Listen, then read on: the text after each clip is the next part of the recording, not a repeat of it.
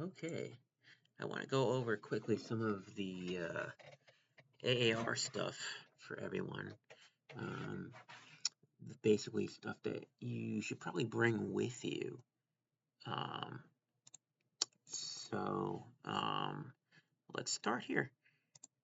All right, so here's the observing site from a Google Earth perspective. So there's the main house over here. This is where all the dorms are, the eating area, the conference area where we have the talks and all that. And then if you look over here where my arrow's pointing, says the main observing field. This area right by the road is where most people set up their telescopes here, and just across the road over here on this side. This gives you a pretty good view. So your southern sky is basically off in this direction over here, right? North is kind of this way here. East is kind of this way here, and west is kind of this way over here. So you over this, even just close to the road, you get a good view of the southern sky, where all the goodies are in the deep sky objects in the summer sky, and you get them, you know, 11 o'clock, midnight, 1 a.m. They're viewable in this direction here. You get a better view of them over here. The only thing is you're right near the pond, and you may have more bug action there.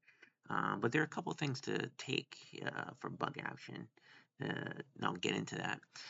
Back over here, and you can't see underneath the trees here, these are where all the cabins are, lining this area here. But way in the back over here, a lot of people take their Milky Way shots, and you can set up your telescope if you like over in this back area to get a better view further down the horizon. The only thing is you may have some red lights to deal with. It might be a little bit less dark over here. And this little dot here is the observatory with the 14-inch telescope. Okay, so here's a view of the observing field. This is David Rossiter's 25-inch Obsession telescope he used to bring with us all the time on this observing field. But you can see in the background, that's where most of the people set up their telescopes. So things you want to bring with you. Ground tarps. So you want to hammer, get some stakes and hammer a tarp into the ground. And what that kind of does is that prevents the any insects and bugs from coming up from the bottom. It's much less likely. Bungee cords. A telegizmo cover for your telescope. A telegizmo cover is you can kind of see. You'll get a better view later of these telescopes that are covered up in this very reflective material. It kind of keeps the heat down and the sun rays, to a minimum during the daytime. Sunscreen is important during the daytime.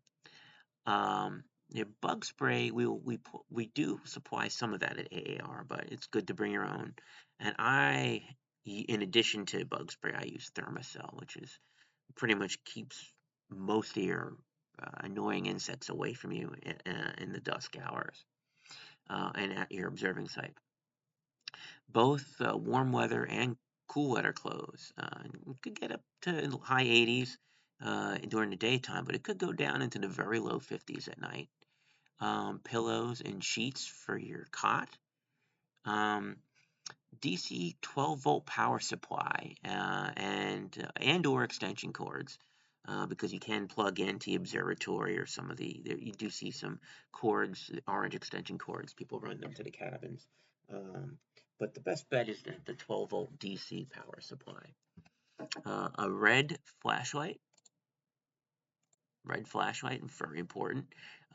Do not use a white flashlight. You will make everyone on the observing field quite angry. A lot of us also bring dew prevention. If you have a Schmidt-Cassegrain telescope, very important because those corrector lenses in the front, they dew up very easily, and this site can at times be very humid at night and get a lot of dew and moisture. Other nights, no. It varies from one night to the next. But I've seen some pretty bad ones, pretty bad nights. Um, Again, there's these fully closable garage tents, and for two reasons.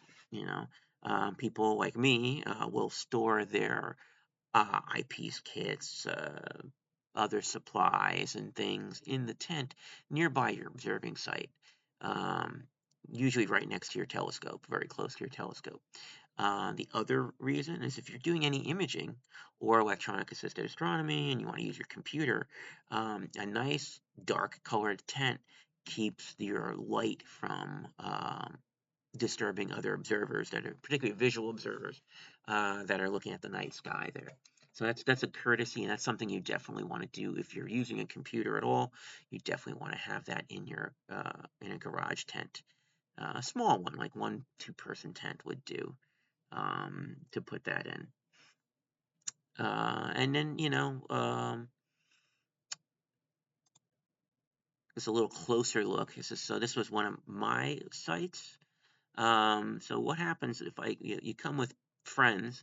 A lot of times we combine our tarps into a big observing site, and you can see my observing tent, my little garage tent in the background. I don't think I used a computer this year. This was in early years. Might have been, I don't know, 2013, 14, 15, thereabouts. Don't remember now. But that's where I stored eyepieces and telescope cases and all sorts of stuff. And extra, you can see the telegizmo cover here. Matter of fact, that might be Mary Lou's telescope. So there's a telegizmo cover on top of it. And guys, mine are off now. I guess I'm beginning to set up for the evening. But you could use a regular tarp if you want, and you can see they're tied with bungee cords. If you're bringing a Dobsonian, in particular mass-produced Dobsonian, you can see over here, either the Orion or Skywatcher or GSO or Aperture or one of those brands, they have these pressboard bottom mounts, the rocker boxes, and you kind of don't want to get them wet. So you can see I have, in addition to my tarp, I have a small one, underneath the bottom of the telescope. And so if I know rain is coming, because sometimes water will get in. If you have a Schmidt-Cassegrain or anything with a tripod, it doesn't matter. Water gets down to the bottom, never gets anywhere near the base of the telescope. But if it gets into that base, it will expand and ruin your bearings. So my solution, and it works every time, is to put another small tarp in between the ground tarp and your telescope. Fold that up underneath, right? And then you can see the telegizmo cover, so that will fold underneath the telegizmo cover, right? And the telegizmo cover or tarp will go over the bottom tarp. You bungee them together, and you've essentially waterproofed your telescope from getting any kind of um, accumulation of water from foul weather. So it's very important if you're using that type of telescope. Less important if you're using, a tripod-mounted telescope like this over here. So they're more resilient. Just covering them on the top and bungeeing them is just fine. But it's just, I figured, if anyone's bringing a Dobsonian like this and they plan to leave it out in the weather, you're going to have no problems. Now, this Dobsonian in the back, my 12-inch, I've had that probably 10, 12 years now, and I brought them to many, many, many AARs. And the rocker box is still pristine. The telescope almost looks brand new still. And I've used it for, over 12 years now. It's still going strong. In fact, it's probably coming with me to this AAR. So that's a solution that's worked time and time again. Hopefully with climate change, that won't change things, but that is definitely a positive thing. So once again, your dew heaters and a dew cap, right, for Schmidt-Cassegrain. So it's this black cover that comes out. This one's not showing it, but it comes out here. So that helps prevent dew. Dew heater right there, right? I have a dew heater on the tail rad. I went nuts. I have a dew heater for the eyepiece. And sometimes if you go on eBay or Scope stuff, you can even get a 12 volt, 12 volt mix. Do not use a standard hair dryer. You could blow the fuses on any of the cabins. Power availability is there, but you can blow the breaker very easily. Now, a 12 volt one that plugs into one of these DC power packs, like you can see down here, it works just fine. I've used it on corrector lenses, on secondary mirrors for the Dobsonian, 2, 3, 4 in the morning. If it gets dewed up, it cleans up rather nicely. And again, this garage tent comes in handy when you want to take the tarps off. You stick them in the tent. Just like anything, that could you worry about weather. If you know it's not going to rain, you're probably okay leaving stuff out. But if you know rain is in the forecast, early on and you're asleep late, make sure you put everything in that garage tent. It really does help here. And this is Enterprise. This is the 16-inch Dobsonian. Same concept. You can see underneath there's a tarp underneath. And then you can't see it in this picture, but it does get covered again with either a regular tarp or a Telegizmos cover. More examples of the same thing. This is just a different year of me setting up my telescope and having a tarp underneath. Other folks bring things like the Explore Scientific Observing portable observatory observing tent. So there's a tarp underneath. Donna has this is Donna's set up here, and there's a telescope over here. And this thing has 2 chambers. It's kind of neat. You can have your own your computer in here and not disturb anyone. And then have your telescope over here, or you can have 2 telescopes in a tent. Whatever you want to do. That's just one solution. You can have your telescopes out like I do, or like this. But there are many different solutions to this type of setup. And you can see these are what the Telegizmo covers look like during the daytime. So there's my Dobsonian there, right? What you can't see in the background, yeah, there's a power supply there, but underneath is that bottom tarp is folded up now underneath the Telegizmos cover. So if it happened to rain, the rain would come up, flow down over and off to the side, and not get on the press board base. So this is just another link to my recent 2024 talk on the AR if you haven't registered yet. I think registration closes in a couple days on Friday. So if you haven't done it, scan the QR code. It'll take you to the talk. And this QR code will also take you to the registration page. So if you decide to register, it gives you a bunch of options. You can see 12 years old and over, retreat 1, 12 years old 2, yada yada, right? We see all these boxes here. Whichever one you do choose, if retreat 1, retreat 2, or the full retreat, right?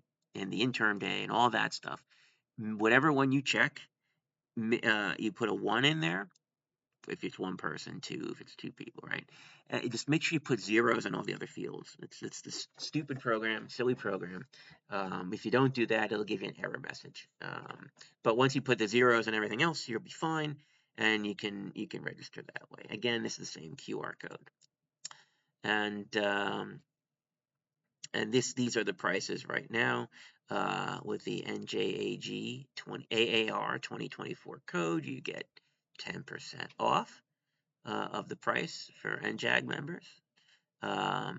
So these are the prices over here. So for the whole retreat, 1 retreat, and then the interim days, extra like $55 if you decided. But if you got the whole retreat, the interim days included, interim day rather. And that basically sums it up. Thank you very much for watching. And if you have any questions, just please respond in the IO group, and I'll try to answer them for you.